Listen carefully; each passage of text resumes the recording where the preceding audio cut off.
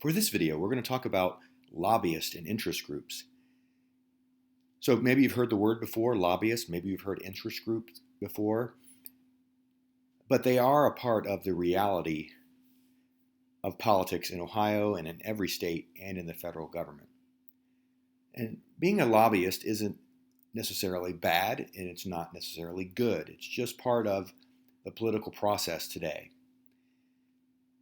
And lobbyists do have an influence on policy that the state government makes, whether you're talking about Ohio or Indiana or Utah or the federal government. Lobbyists are involved.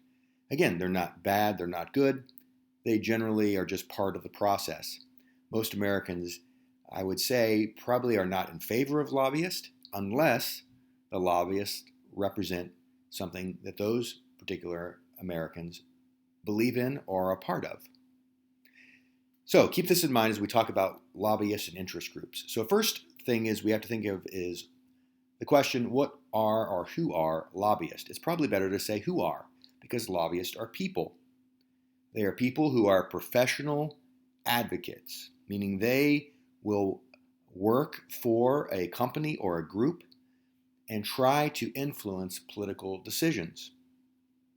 So it may just be one big company that a lobbyist works for, or it might be an entire industry, or it might be an interest group or an organization.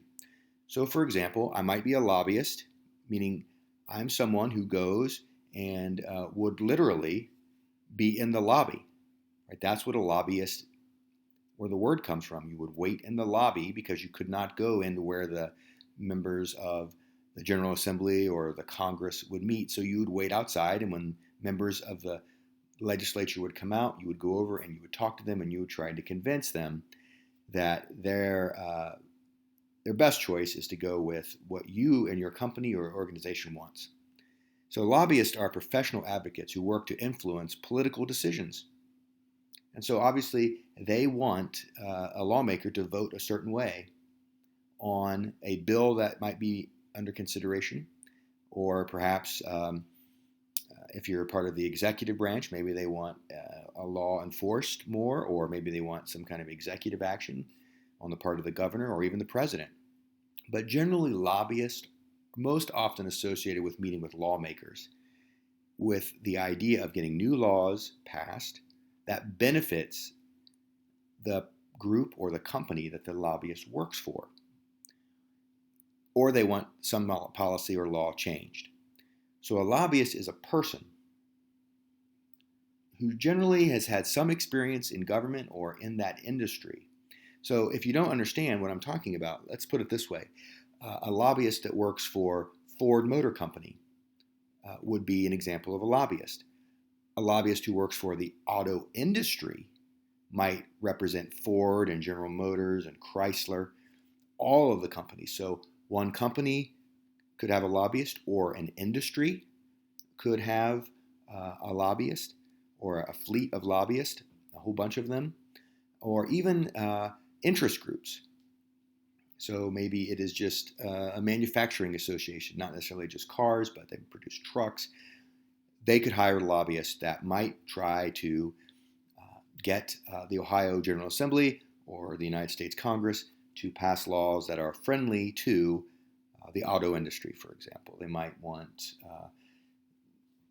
the government to relax fuel efficiency standards because that would mean that the car companies have to spend a lot of money to make their cars more efficient. And if the government passes regulations, that generally hurts the car industry or the Ford Motor Company. And so they would ask these lobbyists to go and to make their case to these lawmakers. Now, lobbyists don't work for free, right? They get paid. So that's their job. Many of them are attorneys. Many of them are maybe former members of a legislature, or maybe former employees of Ford Motor Company or some auto industry in this case. But generally, they have some experience either in government or in that industry, and they are hired to go and to literally wait in the lobby sometimes and to talk to lawmakers, trying to influence them, trying to make a case for why you should support this or vote no on this bill. Sometimes they'll just be, meeting over dinner or in the office of the legislature, or legislator, I should say, and they try to convince them. But generally, what I would say is most Americans tend to have an opinion of lobbyists as the ones who really control members of the General Assembly here in Ohio, or the General Assembly in Florida, or whatever state we're talking about, or the United States Congress, as you can see in this cartoon, right? So they're letting you know that nobody tells me what to say or do, but in the end, many people feel that the lobbyists are really influencing members of the lawmaking body too much. But in general, though, lobbyists how now, according to law, have to meet above board standards. There can be no "you do this for me, I'll do this for you" type thing. There's so much that lobbyists can do in terms of contributions, and so it's very, very regulated. If you are a lobbyist, you have to register so that everybody knows that you work for Ford Motor Company or the auto industry, and that way there's no secrets. So lobbyists today have a lot more light shining on them, and it's more in the open. But there's still a lot of meetings going on, and that's part of democracy, right? You could have interest groups and lobbyists who try to influence laws that are being passed. So just to keep this in your brain and get it straight, right? A lobbyist is someone who represents an organization or an interest group or a company before the government, and they're usually paid to do it. And so they are required to register with the government, either the state or the federal. So a lobbyist is a person who works for an interest group. So the lobbyist tries to influence the law, meaning go and tell them this is what we think you should do. But in the end, these lawmakers can do whatever they want. They might listen to the lobbyist, and they might not. But these interest groups hire lobbyists, or they have one on their staff, to go and meet with lawmakers on that group's behalf. Most often when we think of lobbyists, it's usually they're representing a bigger group. Most companies in America are small companies. Most groups in America are small. There are some well-known companies like Ford Motor Company and Walmart, but most are small. So when we think of lobbyists, generally they work for a group of organizations or companies, an industry, so to speak, rather than one specific company. But again, Ford Motor Company has plenty of money. They could hire a lobbyist full-time to lobby for Ford. Walmart has plenty of money. They could hire a lobbyist to be a Walmart lobbyist all the time. They just work for Walmart. They go and they try to influence the Congress or whatever state we're dealing with. In this case, Walmart headquartered in Arkansas, so they may have lobbyists in Arkansas. But usually speaking, interest groups, like you see on the screen here, more about an industry or a group of workers, really lean on lobbyists. So, for example, in Ohio, the largest lobbyist group is Wholesale Beer and Wine Association. So that means a whole bunch of small ones bound together. They influence government, or try to influence government a lot in Ohio. Same thing with the Ohio Realtors, Ohio Nurses Association, National Education Association, National Rifle Association, PETA. All of these have lobbyists who meet with lawmakers to try to convince the lawmakers to think like these interest groups. And that is not necessarily a bad thing. Again, today, being a lobbyist is very much regulated. So everybody knows that you're a lobbyist, and there's no secret money going anywhere. Everything is above board.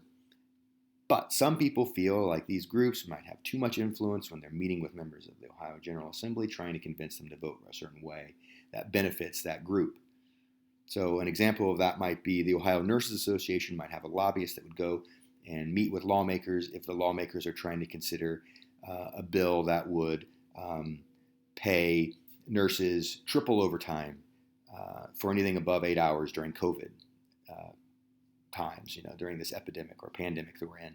So then obviously they would these lobbyists that work for the Ohio Nurses Association might go and meet with lawmakers and say, hey, we really think that you should do this because nurses are tired, they're worn out, this will really boost them, this will help people get better care if nurses are getting paid more and be more willing to stay on and work overtime. It's that kind of activity. They would meet with these lawmakers and ask them to support the law because it would benefit the Nurses Association or the realtors or the teachers or those who sell beer and wine or those who work for PETA or whatever. So the question we started with is a lobbyist necessarily bad? The answer is no. Could it be bad? In the past, it has been in some cases, but today everything is really regulated quite a bit. It is the reality of politics. Interest groups, this is America, you can form an interest group, you can form political parties, you can do whatever you want. And if you have the money, you can hire people to be your advocate who go and meet with lawmakers. Now, lawmakers don't have to meet with you, but oftentimes they will if you're a part of a big organization or you're a lobbyist of a big interest group or an organization. They'll make time to meet with you because they want to appear as if they're listening. And maybe they do want to listen. And do they influence state government and federal government in Ohio or Utah or in Washington, D.C.? Yes, but that may not be necessarily bad. So being a lobbyist is part of, or having a lobbyist, I should say, is part of the political process nowadays. And it has been really since the beginning of American politics and even before that in other countries. But in the end, the lawmakers have to cast the vote, and lobbyists can only plead their case so much and tell them this is what we think you should do. But in the end, the lawmakers will make the law. But these lobbyists do get to bend the ear, so to speak, of lawmakers, hoping that those who are passing the laws and making the laws will pass laws that are favorable to that industry or that company.